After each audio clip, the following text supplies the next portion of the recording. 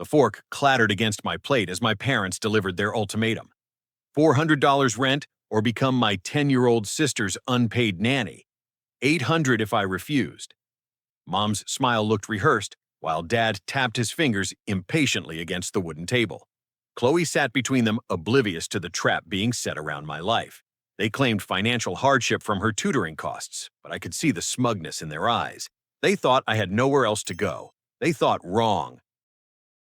My stomach twisted as Frank leaned back in his chair, arms crossed like he owned the world. The insurance adjuster who spent his days denying claims now sat across from me, denying my basic dignity as an adult.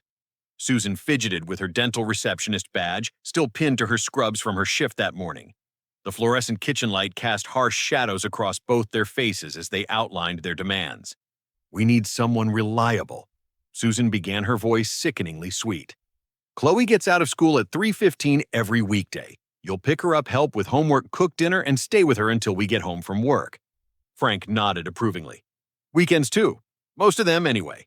And any school holidays or teacher workdays." I glanced at Chloe, who was pushing green beans around her plate. She looked small in the oversized dining chair, her brown hair falling across her face as she avoided eye contact. Something about her posture seemed defeated, like she'd heard this conversation before.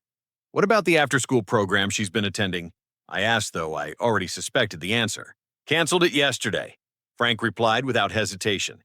"Too expensive with her special needs requirements." My hands clenched under the table. "Special needs requirements. Her ADHD makes regular daycare impossible." Susan explained, though her tone suggested she'd practiced this excuse.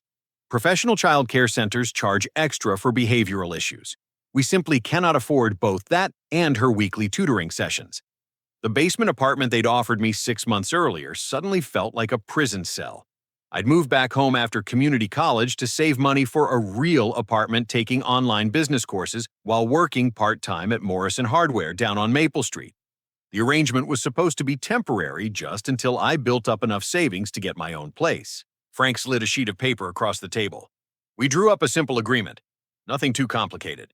I scanned the typed document, my anger building with each ridiculous demand. No overnight guests, mandatory bedtime stories, homework supervision until completion, cook nutritious dinner for Chloe every evening by 6 o'clock. The list went on for 2 full pages. "You installed a security camera in my room." I pointed to line 15. "For Chloe's safety when she's down there with you," Susan explained quickly. "Child protection, you understand." I understood perfectly. They wanted to monitor my every move, control every aspect of my life while I provided free labor. My chest tightened as memories flooded back. Working since age 16 to help with family expenses, while Chloe got dance lessons and art classes, delaying my college plans to attend community college locally instead, taking weekend shifts at the hardware store to contribute to household bills they claimed were too high. "I've sacrificed enough for this family," I said quietly. "And we appreciate everything you've done," Susan replied, reaching across to pat my hand like I was still 12 years old. "But family helps family. That's what we do." Frank's expression hardened. "Market rate for a 1-bedroom apartment around here runs at least $1,200 a month. We're offering you a steal at $400, but only if you contribute to the household." The manipulation was crystal clear now. They'd positioned themselves as generous landlords while demanding I become their live-in servant. The basement apartment that felt like freedom 6 months ago now revealed itself as an elaborate trap. "I need time to think about this," I said, standing from the table. "Take all the time you need," Frank replied. "But Chloe needs pickup from school tomorrow at 3:15. Your choice whether you're there or whether you're looking for a new place to live." As I headed toward the basement stairs, I heard Susan whisper something to Frank about Derek. The name made me pause on the top step. Derek was Chloe's biological father, Susan's ex-boyfriend who'd left when Chloe was 3 years old. I'd heard his name mentioned occasionally over the years, usually in hushed conversations that stopped when I entered the room. In my basement apartment, I sat on the edge of my bed and stared at the small security camera mounted in the corner. The red light blinked steadily, a constant reminder that my privacy had been stripped away without my knowledge or consent. My phone buzzed with a text message from my supervisor at Morrison Hardware asking if I could cover an extra shift this weekend. That's when it hit me. If I agreed to their terms, my work schedule would be completely at their mercy. No more weekend shifts meant significantly less income, No more evening availability meant missing out on overtime opportunities. They weren't just demanding free childcare, they were systematically destroying my ability to earn enough money to ever leave. But as I formulated my response plan, something else nagged at me. Why had Susan mentioned Derek, and why had Frank seemed so eager to cut off that particular conversation? I opened my laptop and logged into my online business course portal. 3 assignments were already overdue because I'd been working extra hours to save money for moving out. The irony wasn't lost on me. My parents were demanding I sacrifice even more time while claiming they needed to reduce expenses. My phone rang. Tyler Johnson, my best friend from high school, who now worked at a family law office downtown. Harper, what's going on? You sounded weird in your text. I explained the situation, and Tyler listened without interruption until I finished. That's messed up, man. Have they mentioned anything about claiming you as a dependent on their taxes? What do you mean? If you're providing childcare services in exchange for below-market rent, there might be tax implications, especially if they're receiving any kind of state assistance or child support. Child support. My stomach dropped as Susan's whispered mention of Derek suddenly made perfect sense. Tyler, what if they're getting money from Chloe's biological father? Then you need to find out how much and what it's supposed to cover. If they're collecting childcare payments while forcing you to provide the actual childcare, that could be fraud. I thanked Tyler and hung up, my mind racing. Tomorrow, I would pick up Chloe from school as requested, but not because I was accepting their ultimatum. I needed to understand the full scope of what my parents were hiding before I made my next move. The security camera's red light continued blinking as I laid down, but for the first time since dinner, I felt a spark of hope. My parents thought they held all the cards, but they'd just revealed their hand. They were so confident in their control that they hadn't bothered to hide their secrets carefully. They had no idea I was about to call their bluff. Chloe's small hand slipped into mine as we walked away from Lincoln Elementary the following afternoon. Her backpack looked enormous against her tiny frame, and I noticed she moved slowly like she was carrying more weight than just school supplies. "Are you hungry?" I asked as we approached my old Honda Civic. She nodded eagerly. "I didn't eat lunch today. Forgot my lunch money again." Again, I helped her into the passenger seat and made a mental note. This was Tuesday, and she'd already forgotten lunch money twice this week, according to her casual comment. Back at the house, I prepared peanut butter and jelly sandwiches, while Chloe spread her homework across the kitchen table. Math worksheets, spelling lists, and a reading comprehension packet created a colorful array of elementary school chaos. "Do Mom and Dad help you with homework usually?" I asked, setting her sandwich down beside her pencil case. Chloe shook her head, mouth full of sandwich. After swallowing, she said, "They're always busy. Mom watches her shows and Dad works on his computer. Sometimes I just don't do it." "What happens when you don't turn in homework?" "Mrs. Patterson sends notes home, but I throw them away before Mom sees them." Her matter-of-fact tone chilled me.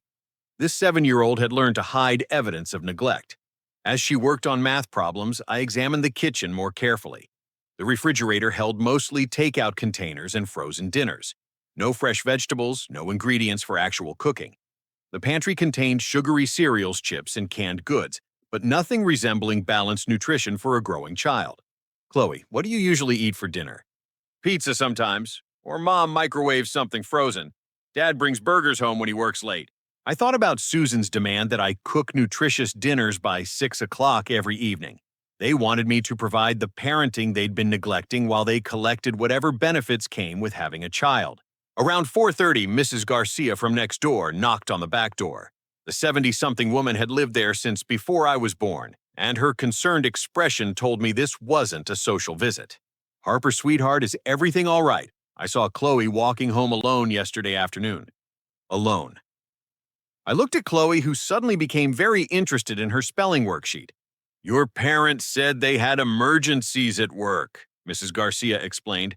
"Poor little thing knocked on my door asking for something to eat. I gave her some cookies and milk, but she seemed so sad." My anger flared. Yesterday was Monday, the day before their ultimatum dinner. They'd already abandoned Chloe while setting up their manipulation of me. "Mrs. Garcia, how often has Chloe been alone?" The elderly woman glanced nervously toward the front of the house. "More frequently lately. Sometimes I hear her crying at night. The walls are thin, you know." After Mrs. Garcia left, I sat down beside Chloe. "Want to tell me what happened yesterday?" Her lower lip trembled. "Mom said she had to work late because someone got sick. Dad was at his bowling league. They said I should wait for you, but you didn't come. I was working until 7, I explained gently. Did you call them? I tried, but Mom's phone went straight to voicemail. Dad didn't answer either. That evening, while Chloe watched cartoons in the living room, I explored my parents' home office. Frank had left his computer unlocked, and his email was still open. I shouldn't have looked, but something compelled me to scroll through recent messages. What I found made my blood run cold. Multiple emails to Derek Martinez, Chloe's biological father. Messages discussing monthly childcare payments of $300. Frank's responses claiming I eagerly volunteered to watch Chloe because I loved being a big brother and enjoyed spending time with her. $300 monthly. For childcare I'd been providing unknowingly while Frank and Susan disappeared for emergencies and work commitments. I scrolled further back and found more disturbing information. Derek had been requesting increased visitation with Chloe, but Frank kept deflecting by claiming their current arrangement was working perfectly for everyone involved. He described a stable home environment with dedicated childcare provided by a loving older brother. My hands shook as I realized the scope of their deception. They'd been portraying me as a willing caregiver while collecting Derek's money and using it for personal expenses. The financial hardship they claimed was fabricated. I heard footsteps on the stairs and quickly closed the browser. Susan appeared in the doorway, her expression suspicious. "What are you doing in here?" "Looking for printer paper. I need to print an assignment for my online class." Her gaze lingered on the computer screen, but I'd managed to navigate back to an innocuous website just in time. "We'll be out until late tonight," she said. "Some friends invited us for dinner. Make sure Chloe is in bed by 8:30. More lies. I'd bet anything they were going out to spend Derek's childcare money while I provided the actual childcare for free. After they left, Chloe and I had a real conversation during dinner. I made spaghetti from scratch using ingredients I'd picked up during my lunch break at Morrison Hardware. "This tastes different," she said, twirling noodles around her fork. "Different how?" "Better, like real food instead of microwave food." As she ate, I asked gentle questions about her daily routine. The picture that emerged was heartbreaking. Irregular bedtimes because nobody enforced them. Forgotten lunch money because nobody checked her backpack. Incomplete homework because nobody supervised or cared about her education. "Chloe, do you remember Derek at all?" Her face brightened immediately. "He's my real dad. He sends me birthday cards and calls sometimes, but Mom always says I'm too busy to talk long. Would you like to see him more often?" "Yeah, he's really nice. He works for a construction company and builds houses. He said maybe I could visit his apartment someday and he'd teach me how to use tools." My heart broke for both of them. Derek was clearly trying to maintain a relationship with his daughter while my parents collected his money and blocked his access. That night, after tucking Chloe into bed, I sat in my basement apartment researching tenant rights in Colorado. If my parents wanted to double my rent in retaliation, they needed to provide 30 days written notice. They also couldn't evict me for refusing to provide unpaid labor.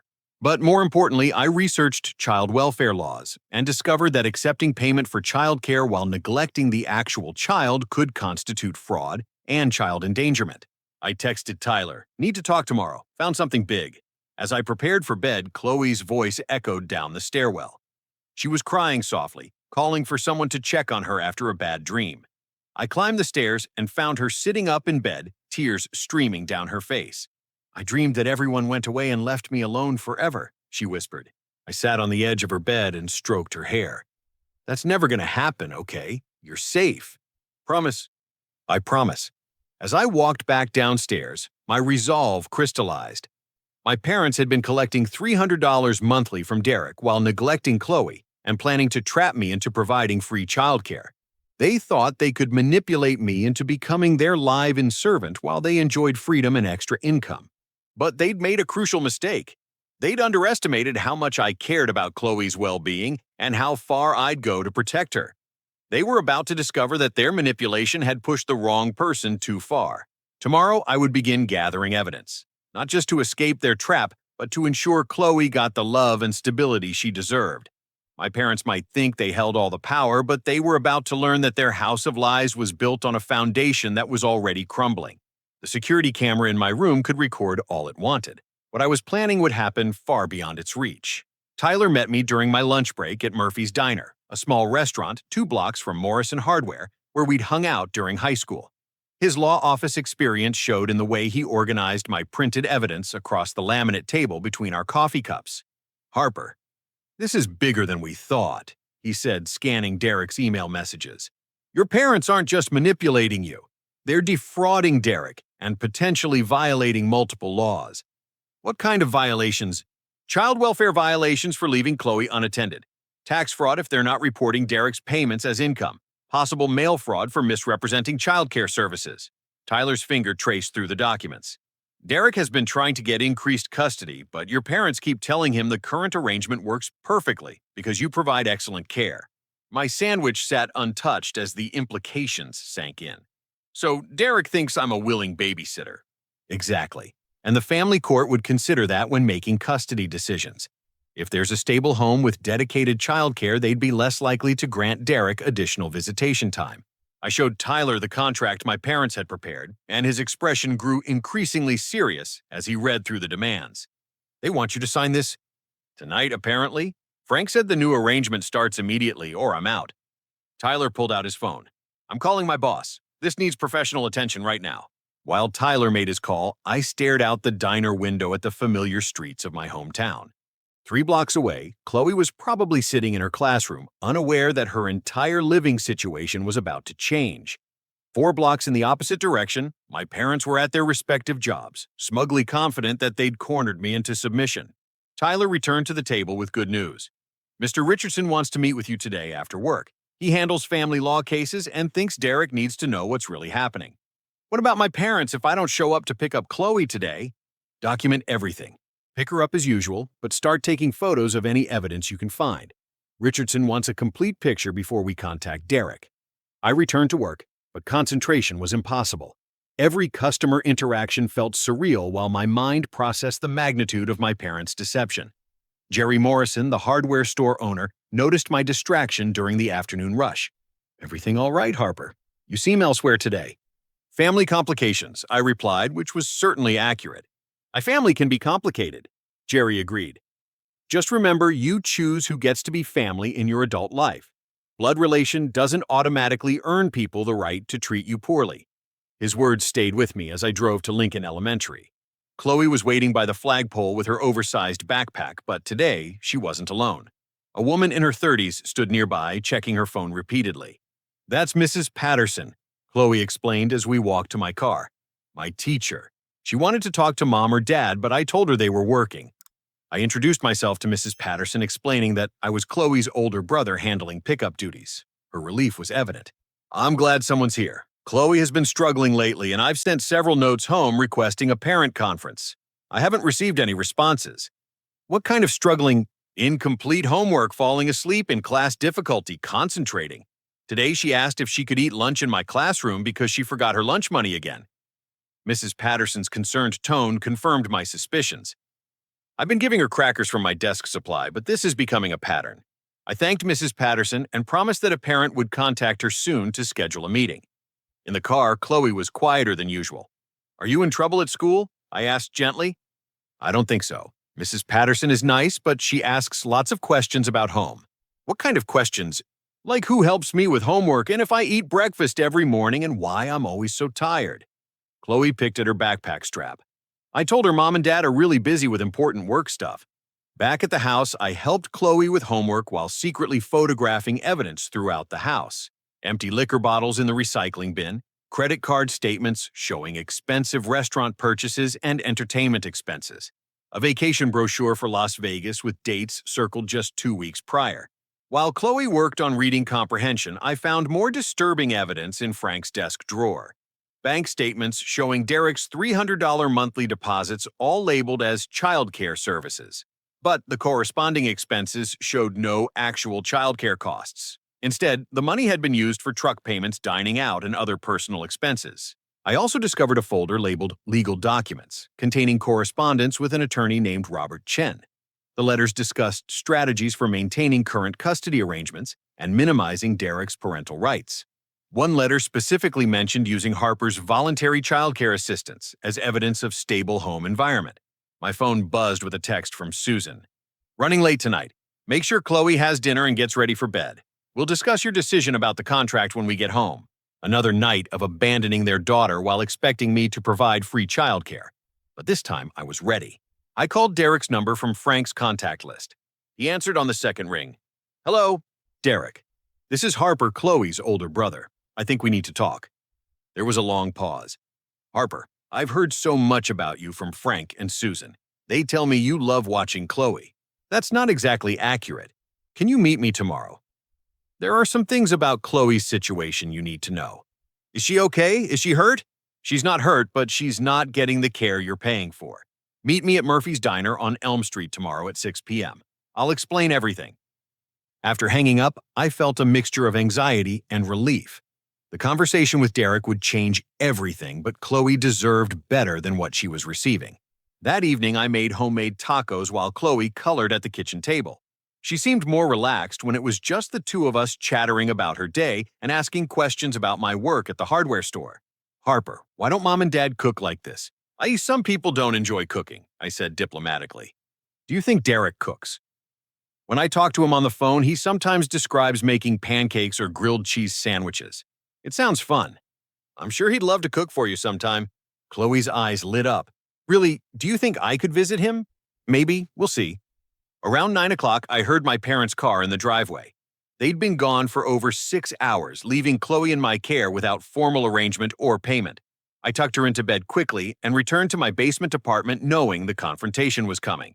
Frank knocked on my door 15 minutes later, the contract in his hand. Time to make your decision, Harper. Sign this or start looking for somewhere else to live. I took the document and pretended to read through it carefully. This says I accept primary childcare responsibilities for Chloe.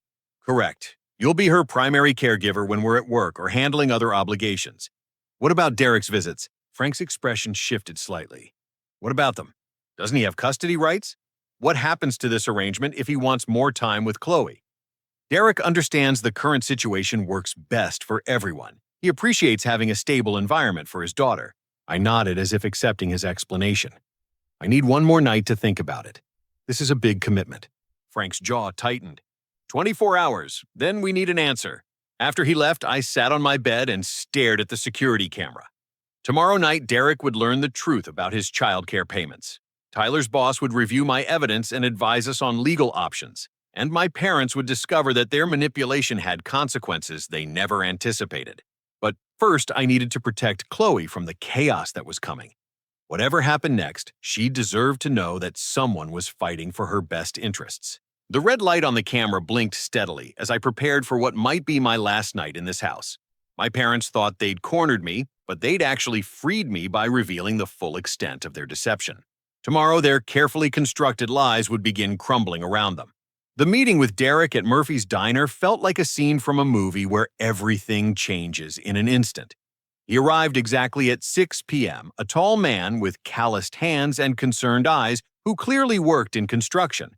His resemblance to Chloe was unmistakable. Thank you for reaching out, Derek said, settling into the booth across from me. I've been worried about Chloe lately. Frank and Susan keep saying everything's fine, but something feels off during our phone calls. I spread the evidence across the table between us. Bank statements, email, printouts, photos of the neglect I'd documented. Derek's face grew progressively darker as he absorbed each piece of information. $300 monthly. I explained, pointing to the bank deposits. For childcare services you're not receiving. I've been providing the actual care without knowing you were paying for it.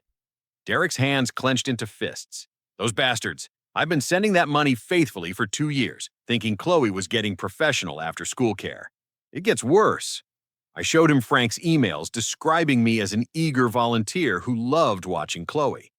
They've been using my presence to convince family court that Chloe has stable, loving childcare at home, which is why my custody increase requests keep getting denied. Derek's voice was tight with controlled anger. The mediator said Chloe was thriving in her current environment with excellent childcare provided by family members. Tyler arrived with his boss, Robert Richardson, a sharp-eyed attorney in his 50s who specialized in family law. Richardson reviewed my evidence with professional detachment before addressing Derek directly. Mr. Martinez, you've been the victim of systematic fraud. Frank and Susan have been collecting childcare payments under false pretenses while neglecting your daughter's actual care needs. What are my options? Derek asked. Emergency custody modification based on evidence of neglect and financial fraud.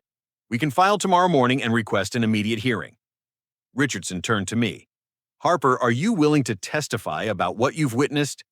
Absolutely. What about Chloe? Derek's parental concern was evident. How do we protect her during this process? Document everything until the hearing. Harper, continue your regular routine with Chloe, but photograph any evidence of neglect or abandonment.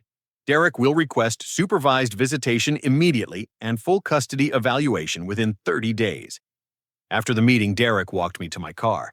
Harper, I can't thank you enough for doing this. I've felt helpless watching from the sidelines while Frank and Susan controlled access to my daughter. She talks about you constantly. She wants to see you more. I want that too. I've been building a case for months, but I needed proof that the current arrangement wasn't working. Derek handed me his business card. If you need anything during this process, call me immediately. And Harper. After this is over, you'll always have a place in Chloe's life. She clearly loves you. I drove home with mixed emotions. Relief that Derek was a caring father who wanted what was best for Chloe. Anxiety about the confrontation coming with my parents. And determination to see this through no matter what consequences I faced. At home, Susan was waiting in the kitchen with the contract and a pen. Frank's watching television upstairs. Have you made your decision? I pretended to read through the document one more time. I have some questions about the childcare responsibilities, such as, what happens if Chloe gets sick? What about emergency situations? What if Derek wants to see her? Susan's expression tightened at Derek's name. Derek's visitation is handled separately. Your responsibilities are for everyday care when he's not here. How often is he here? That's not your concern. Your job is providing reliable childcare when Frank and I are working or handling other obligations. Susan tapped the pen against the table impatiently. This really isn't complicated, Harper. You watch Chloe, you keep your affordable rent. You refuse, you find somewhere else to live. What about compensation for the childcare? Reduced rent is your compensation. But market rate rent is $1,200 monthly. You're charging me $400 with childcare duties or $800 without them. That means I'm providing childcare services worth $400 monthly for free. Susan stood abruptly. If you want to negotiate terms, you can find your own place and pay full market rate plus utilities and deposits. We're offering you a generous arrangement. I signed the contract. Susan smiled triumphantly and headed upstairs to share the good news with Frank. But she didn't notice that I'd signed Harrison Peterson instead of my actual name. The contract was legally meaningless, but it bought me time until Richardson could file Derek's custody motion. That night, Chloe had another nightmare. I heard her crying around 11 p.m. and went upstairs to comfort her. She was sitting up in bed, trembling and disoriented. I dreamed that everyone was fighting about me and nobody wanted me anymore, she whispered. I sat beside her and stroked her hair. That's never going to happen. There are people who love you very much. Like Derek, especially like Derek and me, and Mrs. Garcia next door. You have more people who care about you than you realize. What if Mom and Dad get mad at me for loving Derek too? Her question broke my heart. This 8-year-old child was already internalizing the adult's conflicts and blaming herself for the dysfunction around her. Love isn't limited, Chloe. Loving Derek doesn't take anything away from anyone else. Love is something that grows when you share it. I tucked her back into bed and promised to check on her again before I went to sleep. In the hallway, I noticed the folder labeled Legal Documents was no longer in Frank's desk drawer. He'd either hidden it more carefully or moved it entirely. But it didn't matter. I'd already photographed everything, and Richardson had copies of all the evidence we'd collected. The next morning, Frank left for work without mentioning the signed contract. Susan made coffee and toast for herself, but nothing for Chloe, who ate cereal from the box while watching morning cartoons. Make sure you pick up Chloe at 3:15, Susan called as she headed to her car. And remember, you're responsible for her dinner and bedtime routine tonight. After they left, Mrs. Garcia knocked on the back door with fresh cookies and concerned questions. How is little Chloe doing? I heard raised voices last night. She's struggling, but things are going to get better soon, I assured her. Good. That child deserves stability and love. I've been watching this family for months now, and what I see breaks my heart. Mrs. Garcia, if anyone asks you about Chloe's care, would you be willing to tell them what you've observed? Of course, sweetheart. Whatever that little girl needs. At work, I could barely concentrate on customer orders and inventory tasks. My phone buzzed with updates from Tyler about Richardson's legal preparations. Derek had provided additional financial records, showing 2 years of monthly payments to Frank and Susan. The evidence was overwhelming. By tomorrow evening, my parents would be facing emergency custody hearings and potential criminal fraud charges. Their house of lies was about to collapse completely. But first, I needed to get through one more afternoon and evening with Chloe pretending everything was normal while preparing for the storm that was coming. As I drove to Lincoln Elementary that afternoon, I realized this might be the last time I picked her up as just her big brother. Tomorrow, our entire family dynamic would change forever. The question was whether my parents would fight the inevitable or finally accept responsibility for the damage they'd caused to everyone who trusted them. The emergency family meeting that Frank called for Thursday evening had all the elements of a perfectly planned ambush. Susan had prepared coffee and cookies, creating a false atmosphere of celebration. Legal documents were spread across the dining room table like some twisted birthday surprise. "Harper, we're so proud of you for making the mature decision." Susan began, her smile stretched too wide to be genuine. "Tonight we're making everything official." Frank opened a manila folder and withdrew adoption papers. "These documents will legally establish you as Chloe's guardian and primary caregiver. It solves everyone's problems." My stomach dropped as I scanned the legal language. Full guardianship responsibilities, including financial liability for Chloe's medical care education expenses and day-to-day needs. Meanwhile, Frank and Susan would retain parental rights and continue receiving Derek's monthly payments. Guardianship. I kept my voice level despite the rage building inside me. "It's the logical next step," Frank explained. "You're already providing primary care. This just makes it legal and official. Derek will be satisfied knowing Chloe has a stable guardian, and you'll have authority to make decisions about her welfare." "What about Derek's custody rights?" Susan waved dismissively. "Derek will still have his scheduled visitation, but this ensures Chloe always has a responsible adult legally committed to her care." The manipulation was breathtaking. They wanted to transfer legal responsibility to me while maintaining financial benefits and parental authority. I would become Chloe's legal guardian, liable for her expenses and care while they enjoyed freedom and continued collecting Derek's money. "I need to understand something," I said carefully. "If I become Chloe's legal guardian, what happens to the financial arrangement with Derek?" Frank and Susan exchanged glances. "That remains between us and Derek. Your guardianship is separate from any financial agreements we have with him. So Derek continues paying you $300 monthly for childcare, while I provide the actual care as her legal guardian." The financial arrangements are private family business," Frank said tersely. I pretended to read through the guardianship documents while my mind raced. Tomorrow morning, Richardson would file Derek's emergency custody motion. These adoption papers were my parents' attempt to legally cement their financial scheme before Derek could challenge them in court. "Now, this is a big decision," I said finally. "I need time to review everything carefully." Frank's expression hardened. "We've given you plenty of time. Chloe needs stability, and these legal complications with Derek require immediate resolution." Legal complications. Susan leaned forward conspiratorially. "Derek has been making unreasonable demands about increased visitation.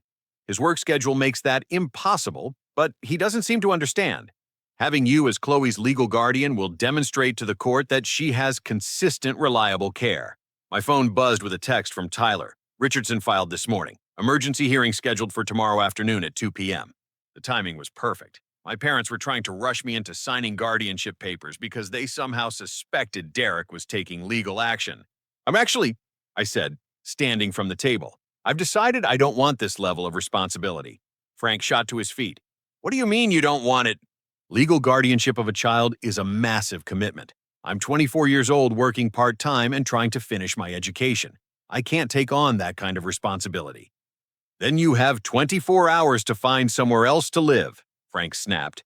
"We tried to work with you, Harper, but you're being unreasonable." Susan's mask of kindness finally slipped. "After everything we've done for you, this is how you repay us. We offered you affordable rent and a chance to help your sister, and you're acting like an ungrateful child." "I'm acting like an adult who recognizes manipulation," I replied, "and I won't be a part of your scheme anymore." That's when Frank made his crucial mistake. Scheme, we're trying to provide stability for Chloe while dealing with Derek's constant harassment about custody modifications. He doesn't understand that the current arrangement works perfectly for everyone. Everyone except Chloe. "Chloe is fine," Susan insisted. "She has a loving home and excellent care." "And when does she receive this excellent care? When you leave her alone for hours while claiming work emergencies, when she goes to school hungry because nobody checks if she has lunch money, when she cries herself to sleep because nobody tucks her in or reads bedtime stories. Frank pointed toward my basement apartment.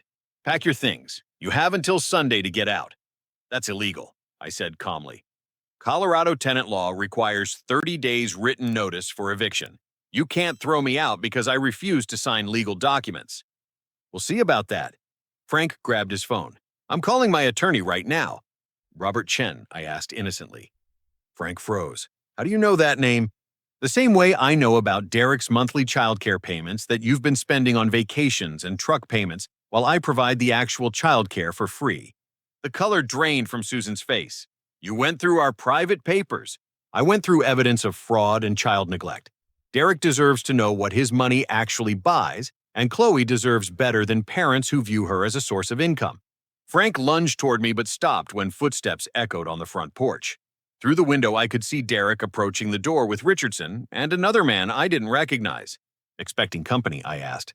The doorbell rang before my parents could answer. Frank opened the door to find Derek Richardson and a Child Protective Services investigator standing on the porch with official documents. Frank and Susan Peterson, Richardson asked formally.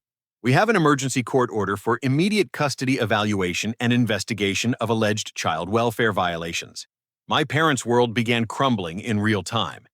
Derek stepped into the living room and saw Chloe's backpack dumped in the corner, homework scattered across the coffee table, and no evidence of adult supervision or care.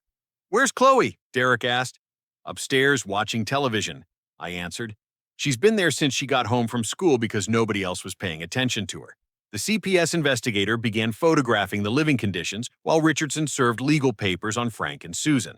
Their faces showed the exact progression I'd expected: shock, denial, anger, and finally desperate attempts at damage control.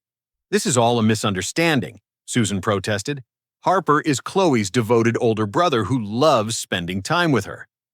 Harper is an unpaid babysitter you've been exploiting while collecting money from Derek for childcare services you don't provide, Richardson corrected. We have extensive documentation of the fraud and neglect. Derek headed upstairs to find Chloe, leaving my parents to face the legal consequences of their actions. Frank tried calling Robert Chen, but the attorney apparently wasn't answering his phone during this particular crisis. Harper, Susan pleaded, tell them this is all exaggerated. Tell them we're a loving family. I looked at the adoption papers still spread across the dining room table, the evidence of their scheme to make me legally responsible for Chloe, while they continued profiting from Derek's payments. I'll tell them the truth, I said quietly. Chloe deserves that much. As Derek's voice carried down from Chloe's room reading her a bedtime story for the first time in years, I realized my parents' manipulation had finally caught up with them. They'd been so focused on controlling me that they'd forgotten the most important person in this entire situation. Their house of lies was collapsing, but from the wreckage, Chloe might finally get the loving, stable family she deserved. The 48 hours that followed felt like controlled chaos, orchestrated by people who actually understood family law. Derek had taken emergency leave from his construction job. Richardson worked around the clock preparing legal documents, and the CPS investigation moved with surprising efficiency. My parents hired a different attorney after Robert Chen apparently declined to represent them in what he probably recognized as an unwinnable case. Their new lawyer, a nervous man named Paul Wesley, spent most of Friday trying to convince them to accept a settlement rather than fight the charges in court. I spent those 2 days documenting everything while pretending normal cooperation with my parents' demands. When Susan asked me to watch Chloe Friday afternoon, I agreed cheerfully while photographing evidence of their continued neglect. When Frank suggested I reconsider the guardianship arrangement, I nodded thoughtfully while secretly recording our conversation. Richardson had explained the strategy. Let my parents believe they still had some control while building an ironclad case that would make fighting pointless. Saturday morning brought the breakthrough we needed. Frank presumably advised by his attorney to demonstrate good faith. Cooperation agreed to a family mediation session. What he didn't realize was that Richardson had arranged for the session to be recorded and attended by the CPS investigator who'd been building her own case against them. The conference room at Richardson's law office felt sterile and official, nothing like the comfortable manipulation zone of our family dining room. Frank and Susan sat across from Derek and me with their attorney Wesley looking increasingly uncomfortable as Richardson presented our evidence. Let's start with the financial documentation. Richardson began sliding bank statements across the table. Derek, you've been paying $300 monthly for professional childcare services. Frank and Susan, you've been depositing those payments while Harper provided the actual childcare without compensation or formal arrangement. Wesley glanced nervously at my parents. My clients were under the impression that Harper volunteered for childcare responsibilities. Harper was unaware that Derek was paying for childcare at all, Richardson replied. Frank and Susan deliberately concealed this arrangement while demanding unpaid services under threat of eviction. Derek leaned forward. I want to understand something. You've been taking my money for 2 years while my son provided the actual care. Susan tried her sweetest voice. Harper loves spending time with Chloe. We thought it worked perfectly for everyone. Except Harper didn't know I was paying for the service he was providing, Derek shot back. And Chloe was still being neglected despite my payments. Richardson introduced the CPS investigators' preliminary findings.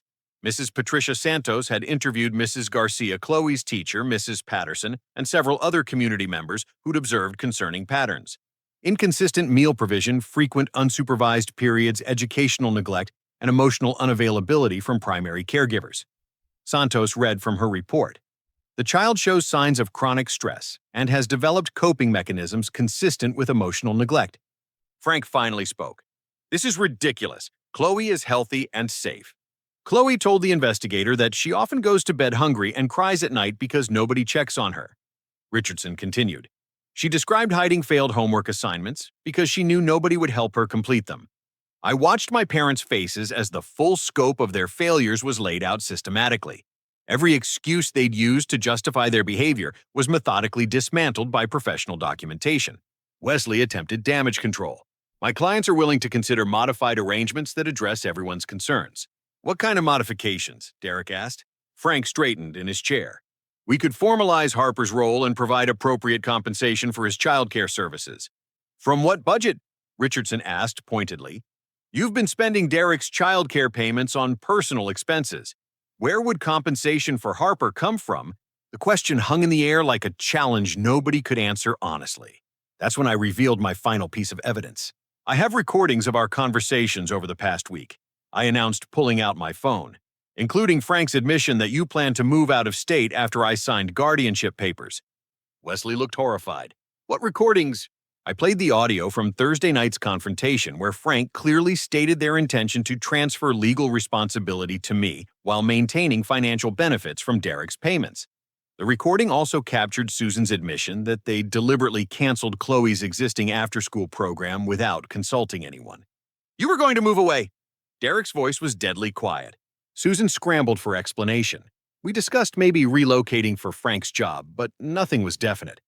And after manipulating Harper into legal guardianship and cutting off my access to Chloe, Derek continued, you were going to disappear with 2 years' worth of fraudulent payments while leaving Harper responsible for raising my daughter. The room fell silent except for Wesley's nervous pen clicking. Richardson presented the settlement terms Derek was willing to accept immediate custody modification, granting Derek primary physical custody repayment of fraudulent childcare fees, an agreement to supervised visitation only for Frank and Susan until they completed parenting classes and family counseling. The alternative is criminal fraud charges and a public trial where all of this evidence becomes part of the court record, Richardson explained. Frank and Susan huddled with Wesley for 20 minutes before returning with their decision. My clients agree to the custody modification and supervised visitation, Wesley announced. However, they dispute the characterization of financial fraud and request installment payments for any restitution. Derek looked at me before responding. I want Harper compensated for 2 years of unpaid child care at minimum wage rates, and I want assurance that Chloe will maintain her relationship with Harper regardless of custody arrangements. That's acceptable, Richardson replied. Harper has been Chloe's primary source of stability.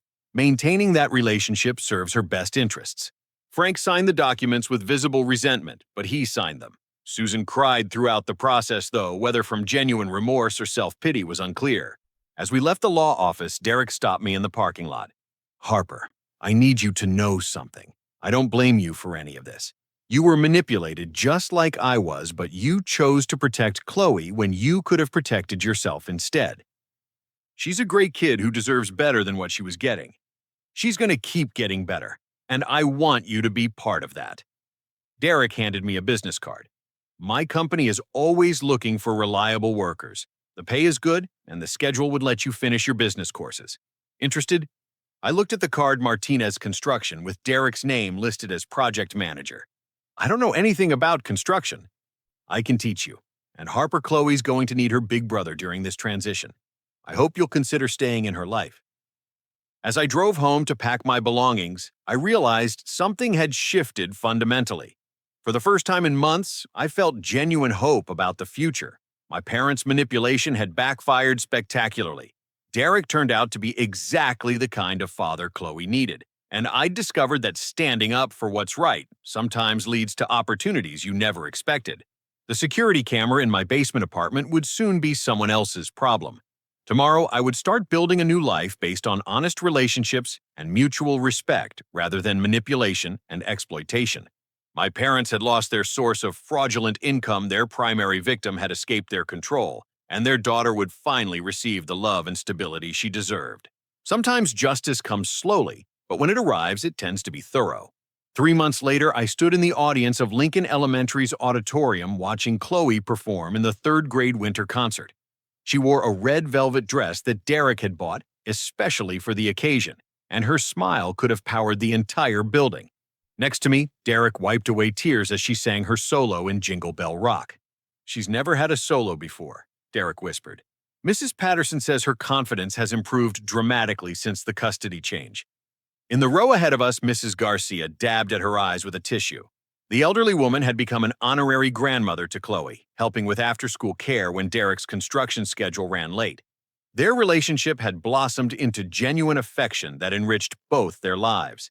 My apartment was 6 blocks from Derek's house, close enough for regular family dinners, but far enough to maintain independence. The construction job had exceeded all my expectations. Derek was a patient teacher who understood that learning skilled trade work required time and practice.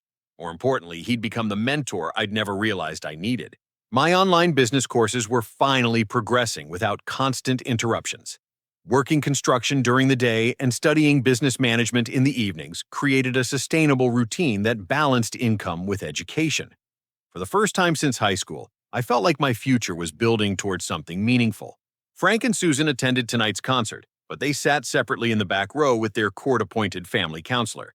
Supervised visitation had been difficult for everyone initially, but the structured approach was helping them learn appropriate parental behavior. Their supervised visits with Chloe happened twice monthly, always with a trained professional present to ensure healthy interactions. The financial restitution had been painful, but fair. Frank and Susan were repaying Derek's fraudulent childcare fees through monthly installments, plus compensation for my 2 years of unpaid childcare services. The money helped me establish my independent living situation and catch up on educational expenses. More importantly, Frank and Susan were attending mandatory parenting classes and family therapy. Their counselor had explained that their manipulative patterns weren't unique, but required consistent effort to change. Whether they would genuinely transform remained to be seen, but the legal structure ensured Chloe's safety during their rehabilitation process. After the concert, our expanded family gathered at Derek's house for hot chocolate and cookies. Chloe chattered excitedly about her performance while modeling her new dress for everyone's admiration. Mrs. Garcia had brought homemade cookies that disappeared rapidly among the group. "Harper, will you read me a bedtime story tonight?" Chloe asked as she curled up on Derek's couch. "Of course. What book do you want?" "The one about the girl who builds her own house. I like that one because she figures out how to solve problems by herself." Derek smiled at me across the room. Chloe's book preferences had shifted toward stories about self-reliance and problem-solving since moving in with her father. Her therapist explained that children often gravitate toward narratives that help them process their own experiences. Later, after tucking Chloe into bed and reading 2 chapters of her current favorite book, I joined Derek on his back porch. The December air was crisp but not uncomfortable, and the view of the city lights created a peaceful atmosphere for conversation. "Tyler called me today," I mentioned. "He's been accepted to law school and wants to specialize in family advocacy. Our situation inspired him. He said working on our case made him realize how many families need legal protection from manipulation and fraud. He wants to focus on helping children and vulnerable adults." Derek nodded approvingly. "That's meaningful work. Speaking of meaningful work, I have a proposition for you." "What kind of proposition?" "I've been thinking about starting my own general contracting company. I have the construction experience, but I need someone who understands business management and operations." Derek leaned forward in his chair. Would you be interested in becoming a business partner once you finish your courses? Lekri, I stared at him, processing the unexpected offer. Business partners. Equal partners. Your business education combined with my construction expertise could create something successful and sustainable. Plus, the flexible schedule would let you maintain your relationship with Chloe as she grows up. The opportunity felt almost too good to be real. A genuine business partnership with someone I respected doing work that mattered while staying connected to the little sister who'd become central to my life. I'd need to finish my degree first, I said. Obviously, I'm thinking about a 2-year timeline. That gives us both time to plan properly and build capital for startup costs. We shook hands on the back porch, sealing an agreement that represented everything my parents' manipulation had tried to prevent.